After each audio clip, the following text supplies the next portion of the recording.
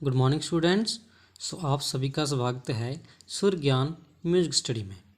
आज का हमारा जो टॉपिक है वो है नाद। के नाद कहते किसको हैं, उसके भेद कितने हैं और उसके लक्षण क्या क्या हैं। टॉपिक शुरू करते हैं। जिस मधुरध्वनि की आंदोलन संख्या निजमत और स्थिर होती है उसे हम बोलते हैं नाद।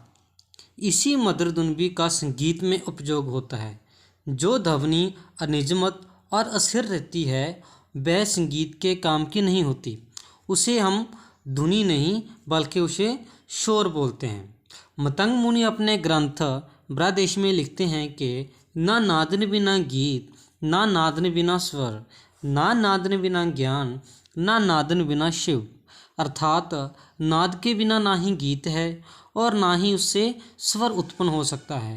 नाद के बिना ना ही हमें ज्ञान मिल सकता है और ना ही नाद के बिना हमारा कल्याण हो सकता है। अब आगे नाद के भेद।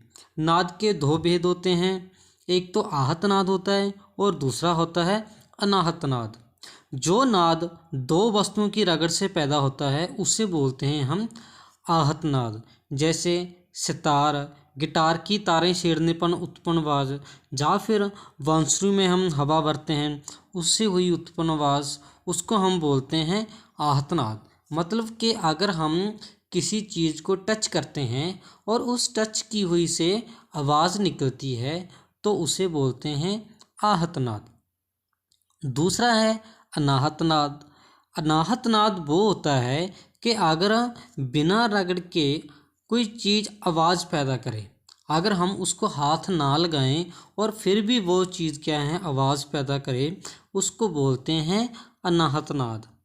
ऐसा नाद सिर्फ ज्ञान से ही जाना जाता है।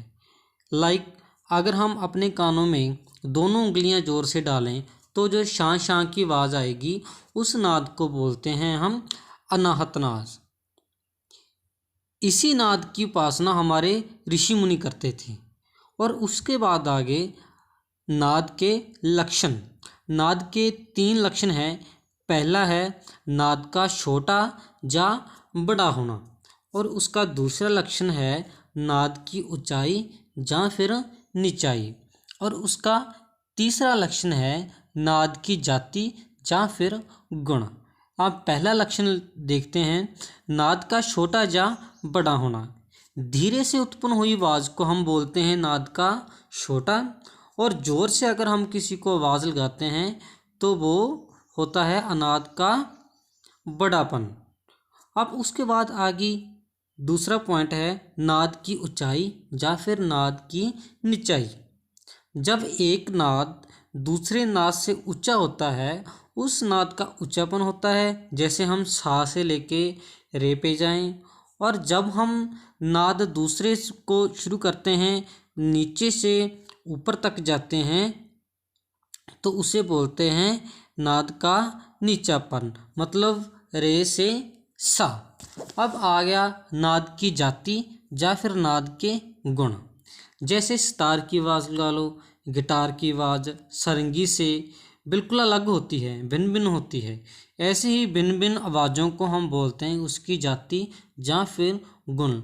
एक औरत है और एक मर्द है, अगर हम वो दोनों बोलेंगे तो उन दोनों की आवाज़ से हम पहचान जाएंगे कि ये लेडीज है या जेंट्स है, और उसी को बोलते हैं हम नाद की जाति या फिर नाद के गुण।